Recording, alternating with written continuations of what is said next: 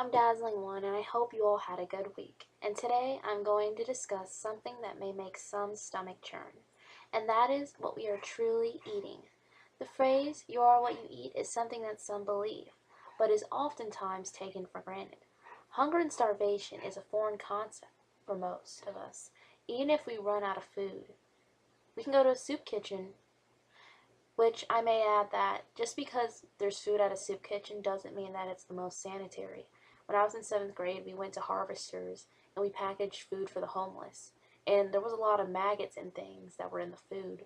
And so if it was in packaged food, just imagine, even I heard in soup kitchens how it's not always the cleanest food. So, these people don't always, get the um, top of the line food. And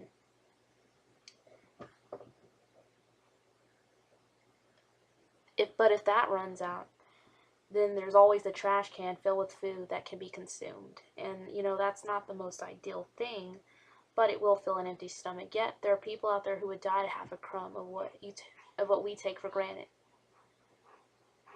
And, I just want to add to that, my father actually, growing up in Mexico, he didn't have a lot. So, just having, tortillas and beans was the only option he had. So a lot of people, they come from situations where they don't have anything to eat and they starve. But, there's even people they don't have, like, literally anything. They eat dust and they eat bugs, anything to stay alive. So, yes, we should be thankful. This video today is not to discourage you from eating, but to take a further look into what we are consuming. And I'm not trying to change your eating habits per se. That's totally up to you. And also to remind you to pray over your food,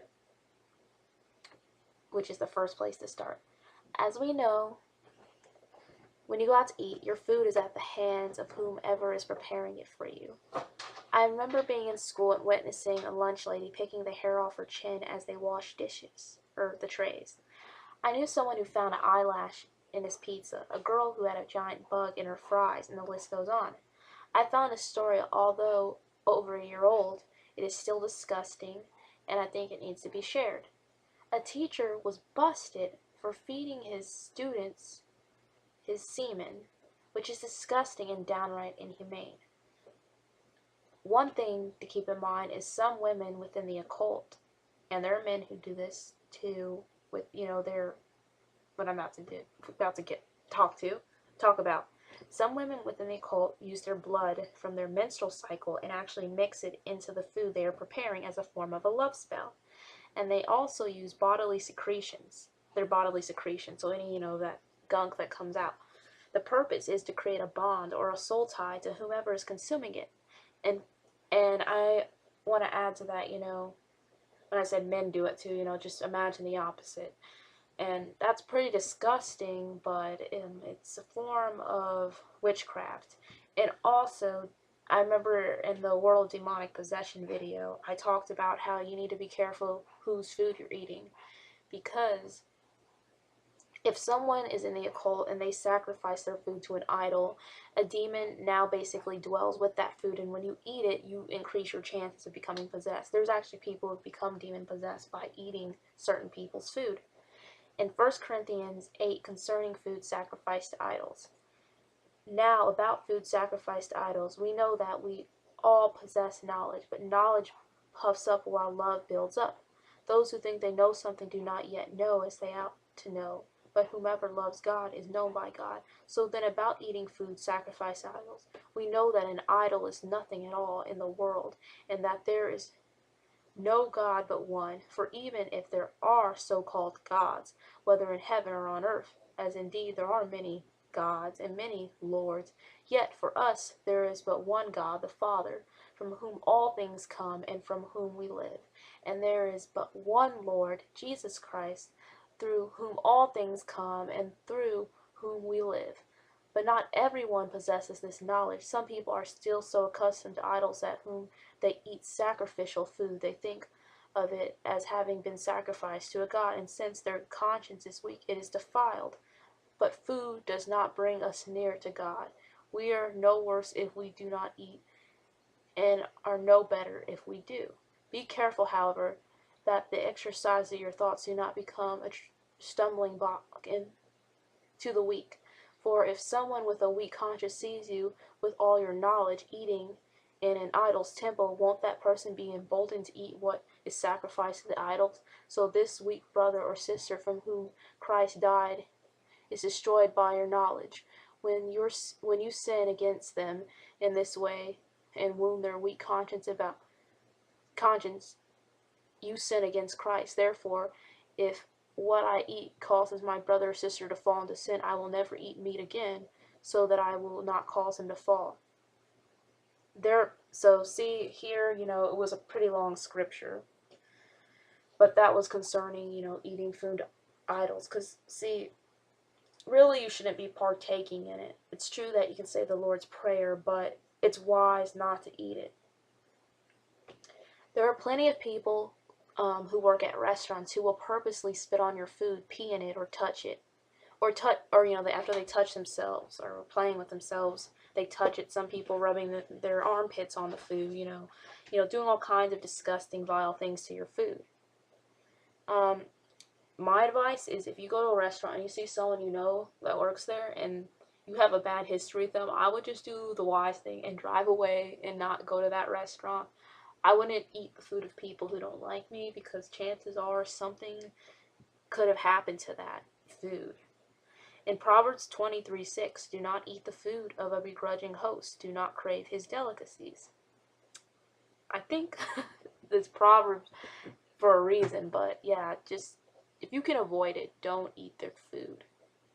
And of course, some people are just unsanitary. Like, they go to the bathroom and they walk out and they didn't wash their hands. I'm sure some of you have seen that, and it's pretty disgusting, but it does tend to happen sometimes.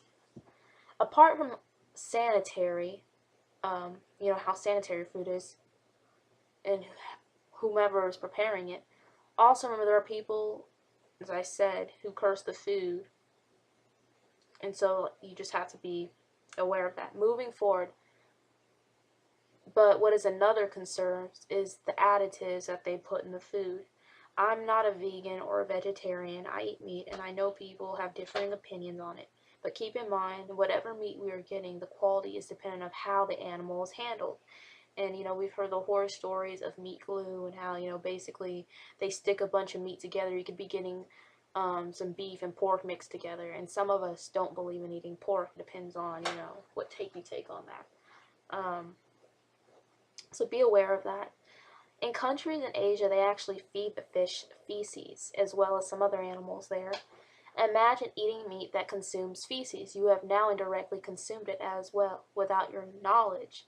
It was reported about a year ago that the FDA was allowing a certain amount of feces and rodent hair into your food, as well as mold.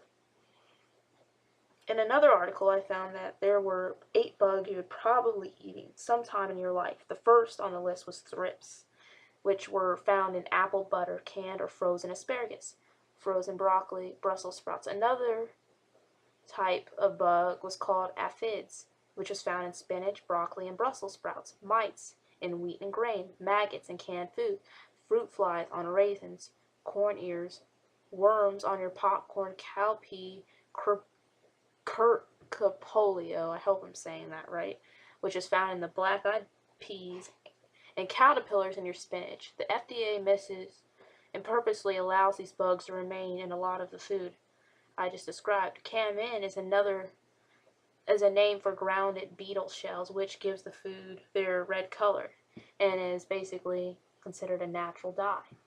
Some chemicals that are found in our food are phosphoric acid, which is usually in soft drinks, which I'm guilty of consuming because, some of people hate soda, but, I find soda delicious, but it's not good for you, as you hear all the time. The effects of phosphoric acid are bone density, tooth decay, and increase in kidney disease. This chemical is used in fertilizers. Another surprising thing found in food is sawdust.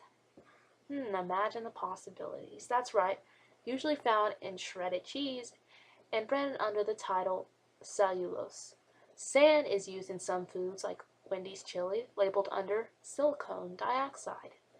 Titanium, which is mined from the ground, gets processed into titanium dioxide, which is used to make white things. White are usually found in non-dairy creamers, icings, and salad dressings, and often contains lead.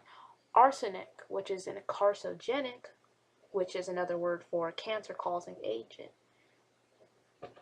is oftentimes found in rice, cereal, juice, and traces of beer and wine.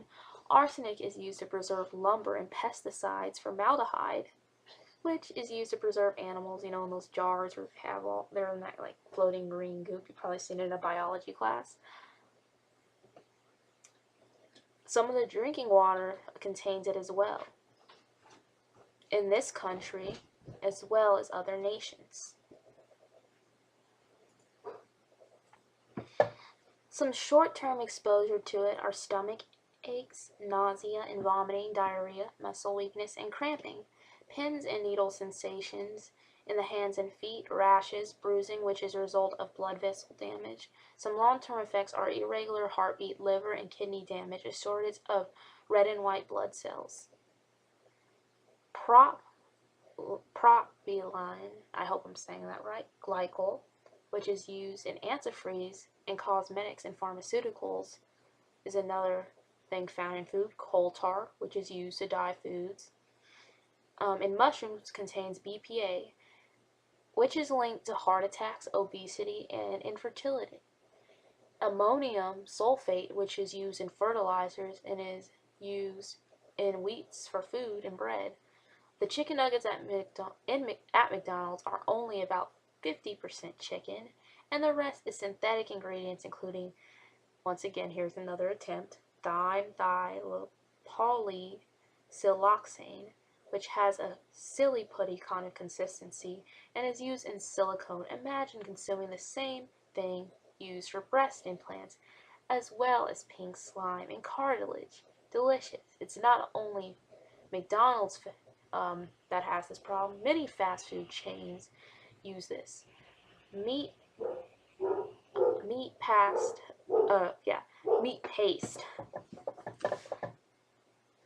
goop, also known as mechanically separated meat, which is created by crushing and separating bones and tissue and is oftentimes treated with ammonium hydroxide, which is used as a household cleaner, and fertilizers and artificial flavors are added to it. Usually used in processed meats such as hot dogs, chicken nuggets, bologna, burgers, and so forth. Artificial sweeteners such as aspartame, which can lead to Alzheimer's, dementia, as well as kidney stones. I actually had a teacher who drank a lot of diet sodas. Like, I saw her with a Diet Coke all the time. And she ended up having kidney stones, which are very painful. She said it was more painful than childbirth. I can't attest to either one of those, but I don't think I want to know what that tastes like.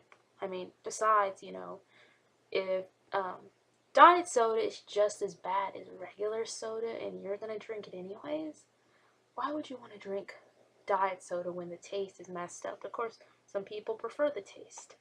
I'm just not one of them. You're probably doing yourself a good favor if you don't drink either one of them.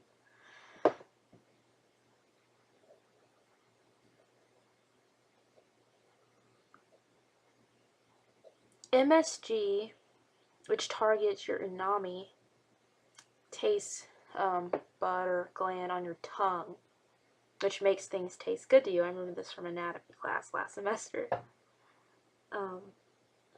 Can actually,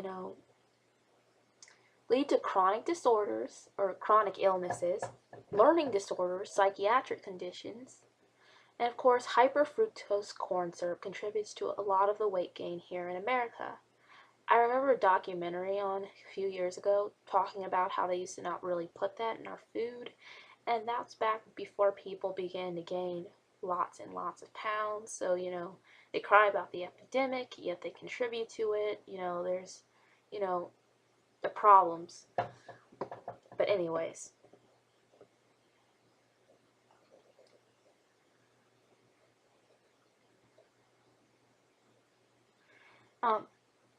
Some other chemicals that I discussed in the All Seeing Eye video that I made a couple weeks ago are fluoride, bromide, and chloride. They basically have the same effects, But I talked about how they used it to calcify your pineal gland. And of course, your pineal gland, I told you, was what the all-seeing eye represented. It was considered the third eye. Um, it was linked to spirituality. It was linked to aging. It was linked to melatonin and how you woke up. I mean, I believe they're trying to limit people's spirituality. I know it sounds kind of bizarre. How do you limit someone's spirituality? But, you know, targeting a certain gland in the body that may have a link to it and calcifying with chemicals is a pretty good way to do so. And so, other ways that these chemicals, which are part of the halide family, if you took chemistry, you might know what I'm talking about, and it can be carcinogenics. Bromide use can cause the levels of iodine in your body to decrease, which is not a good thing at all. It can increase chances of diseases, psychiatric problems, skin rashes, it can cause severe acne, fatigue, metallic taste, cardiac arrhythmia, which can make your thyroid gland very unhealthy. It is found in bakery goods. Of course, that's a pleasant stuff, you know, that's going to taste good. Soft drinks. Fluoride, which is associated with being found in tap water, and can cause and lowered IQ, risk of cancer. Once again, targets thyroid function. That was fluoride as well.